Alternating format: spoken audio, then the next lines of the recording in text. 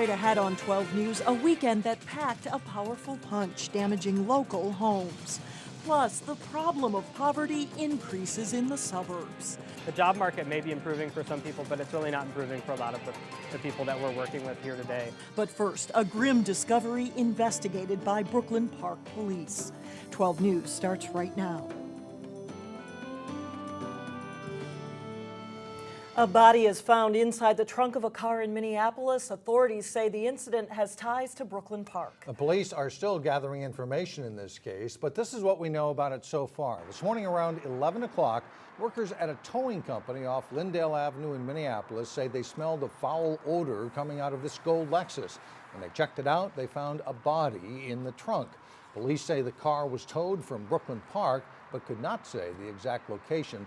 They are not saying much yet about the victim, but the vehicle is registered to a woman in St. Paul. The Brooklyn Park Police say they are not sure if this case is related to a similar case a few months ago, where the body of a woman was found in a car that had also been towed. A new study shows poverty is growing fastest in the suburbs. The Twin Cities is among the top metro areas for pace of growth in suburban poverty. But as Renee Bonneau reports, agencies in Hennepin County are working hard to keep the metro's poor on track. Are you currently homeless? Yes. Melody Turner doesn't fit the stereotypical image of a homeless person. Legal assistance? Yes. But it doesn't make her family's struggle any easier. Me and my children are just going from like family right now. I don't move into my place until the first, so right now I'm trying to look for resources to help me expunge my UD or, any kind of resource that I can get, get help from. Section 8 housing voucher for Yes. rent? Like Turner, hundreds of people came to the Minneapolis Convention Center Monday for Project Homeless Connect, a one-stop shop of resources for people struggling to get back on their feet. So Homeless Connect is an opportunity for us to bring together a variety of services from across the community into one place. So there are housing providers and there's employment providers, but there's also haircuts and dental and other things. While many of the attendees are homeless, about 30% here need services to keep them housed. More than 1,800 people are expected to attend the event, and they're not just people from the inner city. According to a new study by the Brookings Institute, the Twin Cities is one of the top metro areas in the nation that's seen suburban poverty rise at an alarming rate. You being a good helper, let's go. The study says the economy, immigration, and population change are driving forces in the rising suburban poverty rate. The tight rental market in the Twin Cities is also hurting the metro's poor. Okay, here we go. Melody Turner's looking for a restart after moving here from North Dakota. She says invaluable opportunities like Homeless Connect are a lifesaver. Anything that sounds interesting or that I never learned before or whatever, I'm gonna grab it. Come on, J-Mel. In Minneapolis, Renee Bonneau, 12 News. While the rate of growth of suburban poverty in the Twin Cities metro is high, the actual suburban poverty rate here is among the lowest in the country. Homeowners in Brooklyn Park and Maple Grove are assessing damage today after a weekend of storms. Neighbors in one Brooklyn Park neighborhood are still talking about Sunday's lightning strike that burned a townhome unit near Highway 252. A big blue tarp now covers a huge hole in the roof. Neighbors say they heard thunder but didn't see fire at first. There was just this bright flash that came in the window, and I thought, oh, that sounds, lightning's kind of close, but this thunder was right away afterwards, and it sounded like it had struck something, but I didn't know what it had struck. What is that? Was it a big boom? It was a big boom, and the people around here said that it shook them out of bed. One unit of the townhome fourplex is unlivable. The rest had smoke damage. They are tired and running on caffeine, but the 2013 legislative session officially ends at midnight. Here are the most significant developments so far. A bill to boost education funding by nearly $500 million awaits the governor's signature. It provides most parents access to free all-day kindergarten. Also likely to pass is a bill that increases taxes on tobacco and highway journers. The bill also includes incentives for an Illinois medical company to move to Brooklyn Park. Following 10 hours of debate stretched over 2 days, the House approved a bill that would allow home daycare workers to unionize. Brooklyn Park Representative Mike Nelson sponsored the hotly contested legislation. And finally, the Capitol has sprung a leak. This weekend's rainfall sent water pouring into a tunnel, and as we went to air, there was a chance that the Capitol restoration project could be included in a scaled-down bonding bill.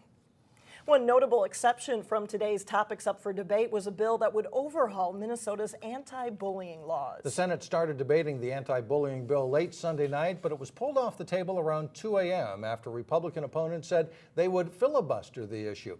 Delane Cleveland joins us now with more on that. Delane? Mike and Alex, opponents argued the bill was too expensive and places unnecessary burdens on schools and teachers.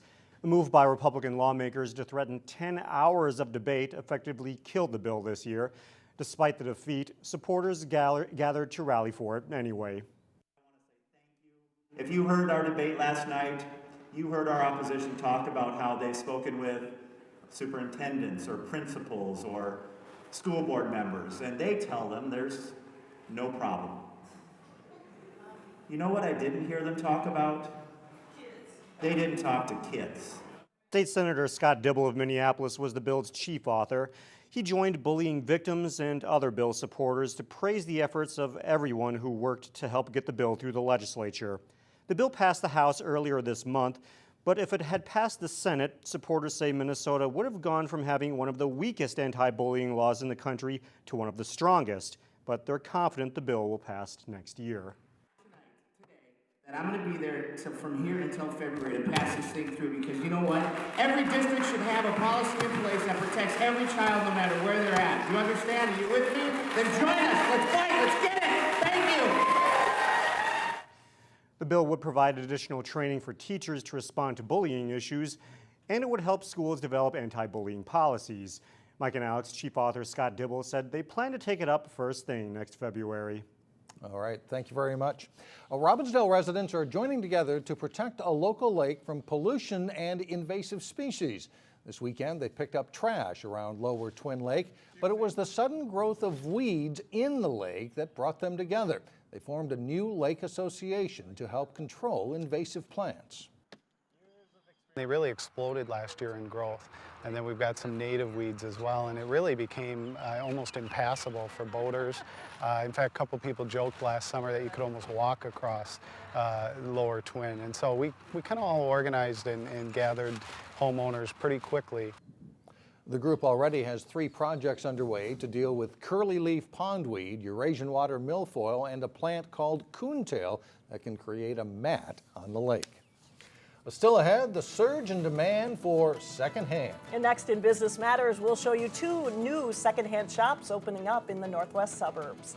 And later in sports, a local prep baseball field gets a nightlife makeover. But first, when will the rain end? Your AccuWeather forecast shows the skies won't clear up until later in the week.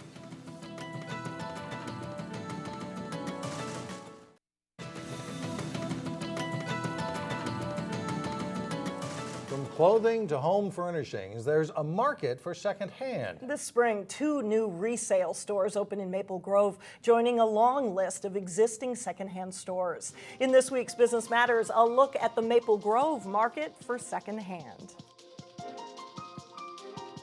What we do is go through each item based upon the brand name, style, condition, inventories, decide if we can purchase it. Steve Hoyt has a box of spring cleaning stuff he's ready to unload. If we haven't used it in a year, we're getting rid of it. Business owner Mark Hoon might just buy some of Steve's stuff. Okie dokie. Welcome to New Uses, a resale store for home furnishings and decor, small appliances, and electronics. Spruce up the house a little bit and get a few bucks for the items that you want to get rid of. The store is only buying items right now, but when it opens in June, it will join Maple Grove's new Goodwill store and a long list of other secondhand stores, all located near each other along the I-94 and Weaver Lake corridor. Clustering these secondhand stores right near that retail really makes this a destination for that type of shopper. Carrie Hasha of PocketYourDollars.com says Maple Grove's boom of secondhand stores makes sense for a city rich with younger families. And I've got a 4-year-old and a 6-year-old. I'm the kind of customer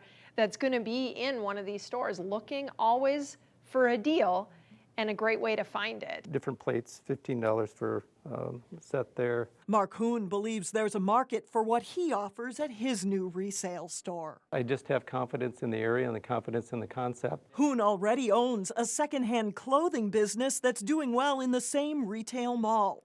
He's confident there are plenty of customers just like Steve Hoyt, who not only have stuff to sell, but buy too. This is nice, really great, yeah. I'm afraid to bring my wife back, though. We're going to end up buying more than we're bringing here. When the new uses resale store opens in mid to late June, it will sell home items at a quarter of their original retail price. Coming up, the walk-in New Hope that could wear out the Energizer Bunny. But first in sports, a strong showing for local teams at the state True Team track and field meet. John Jacobson has that and more when we come right back. John Jacobson with sports, and it was a big night of track and field for 3 local high school teams. And this is really coordinated for the team, not for the individuals, the way they do this. A great show of team display, especially for one school in our area. The state True Team track and field meet measures true team depth rather than a couple of individual standouts who can rack up a lot of points in regular track and field meets. Well, 3 local boys teams were part of the field in the Class 3A meet. Stillwater High School, the site for the state True Team. This is Joe Stevens of Champlin Park on the shot put. He tosses at 57 feet, 9.5 inches to take the title for the Rebels, competing in their first True Team state meet. The 4x200 relay, and it's part of a very good night for Wayzata. Anchor James Smith brings it home as the Trojans win in 1 minute 30.24 seconds as they sweep the relay events in impressive fashion. In the 300-meter hurdles in the outside lane, Jacob Gredvig of Hopkins wins it in 39.44 seconds, one of 3 event wins for the Royals. 200 meters, Michael Smith of Wayzata races to the win in 22.22 seconds, edging Champlin Park's Emmanuel Egbujar by 1/100th of a second. 4x400 relay, Wayzata and anchor Chris Pearson take the top spot in a time of 3 minutes, 26.66 seconds. And in the end, it's Wayzata, the state champion in the regular state high school league meet last June, taking the True Team title in their second place in this meet a year ago. So we check out the team scores. Wayzata wins the title, 23 points ahead of Stillwater. Hopkins has a solid showing for 3rd place. Champlin Park places 7th. Saturday, the Totino Grace boys won the Class 2A title at True Team State, beating out Sartell St. Stephen. The Eagles won 3 events in the meet. Jackson Richards in the 400 meters, Kai Barber in the shot put, and the 3,200-meter relay team. Grace's girls placed 2nd behind champion Sartell St. Stephen, with Wilmer 3rd and Detroit Lakes 4th. Casey Pollock of Totino Grace won the 100 hurdles. After many years without lights, night baseball has returned to Osseo. Future Orioles high school teams, along with Summer Legion and amateur baseball clubs, can now play under the lights at Memorial Field. A grant from Hennepin County of $250,000 plus $50,000 from the school district's legacy fund paid for the new lights at Memorial Field. A ceremony Friday night celebrated the lights, and also a new scoreboard, which was paid for with help from the Twins Community Fund. Our student population pulls from 2 different districts within Hennepin County. Jeff Johnson's district and then Commissioner Opat's district. So what we were able to do is kind of capitalize on that. So 125,000 came from Commissioner Johnson's district and 125,000 came from Commissioner Opat's district. Osseo's junior varsity team is scheduled to play the first game under the lights Tuesday night against Coon Rapids. The Champlin Park boys lacrosse team is ranked 5th in the state this spring. On this week's Sports Jam show here on Channel 12, Jason Belillo profiles the Rebels' all-time leading scorer, Ryan McNeil. Here's a clip from that story. McNeil is a highly versatile player. He is 2nd in the Northwest Suburban Conference this season with 49 points, but that number is almost evenly split between goals and assists. It takes a definite specialized skill set to be able to score and distribute the ball. Working hard to get to the spot where you can feed your friend instead of getting to a spot where they feed you. You know, it's just a lot better feeling to set someone up that doesn't get that many points or doesn't get that many opportunities to score. The unselfish senior has led the Rebels to an 8-1 record this spring, their only loss coming to rival Blaine in the first game of the season.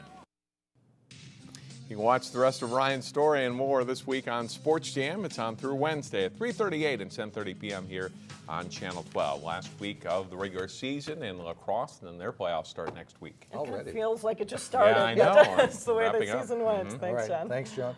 Still ahead, a New Hope man who has seen absolutely everything his city has to offer. We're back in just a minute.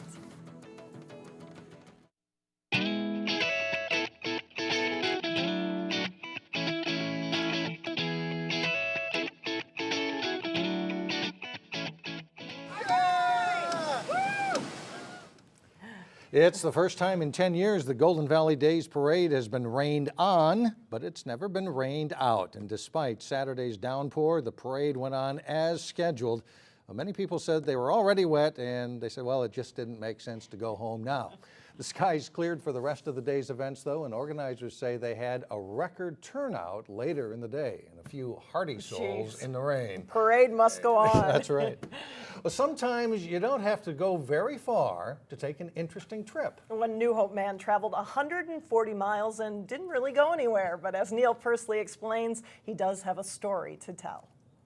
Okay, let's go. I finished a couple weeks ago on my 32nd birthday. Everybody has a story. I had saved the last 1.5 miles, 2 miles or so of the route just so I could finish on my birthday. And Ryan Bedell's story is that he walked. If you take the same route, you kind of meet the same people. And walked. There's always people out in the yard, especially on the nice summer days. And walked. You guys know each other. In fact, Ryan walked every street in New Hope. The main idea was just to pass every street address in New Hope. And you know, you're driving down the highway at 60 miles an hour. It doesn't seem that big to go from one city to the next, but when you walk from end to end, it gets a lot bigger. Similar to about from here to Duluth. There was method to his madness. Just went into City Hall and said, what do you got for maps? Say, okay, I'm gonna work on this section over here, park somewhere, maybe at like a park, and kind of work on the roads around that, and make circles and until you get back to the car and finish the section. But he had company. Riley's a rescue dog. She's about 4 years old, and she's got way too much energy. It's nonstop with the squirrels. There were some tense moments. 2 really big pit bulls break through a fence once, chased us for a while. But friends were made. Hey, Ernie. Well, sure you can travel around and see a million different places, but why not just take a million steps in your backyard? Just a man and his dog walking the streets of New Hope. Neil Persley, 12 News. Ryan says his next quest may be to play 100 sports in 100 days. So another goal to shoot for. Try to think of 100 sports. That's a challenge to come But up with. 140 miles, did he say, of streets in New Hope? Streets in New Hope. Every street covered with his dog. And the dog probably pulled it most of the way. Yes, exactly. Otherwise he wouldn't have made it. Sounds like you never know what you'll find. That's too. right. That does it for us. Thanks so much for joining us. Stay with us. Community Corner is coming up next, and we'll see you back here again tomorrow.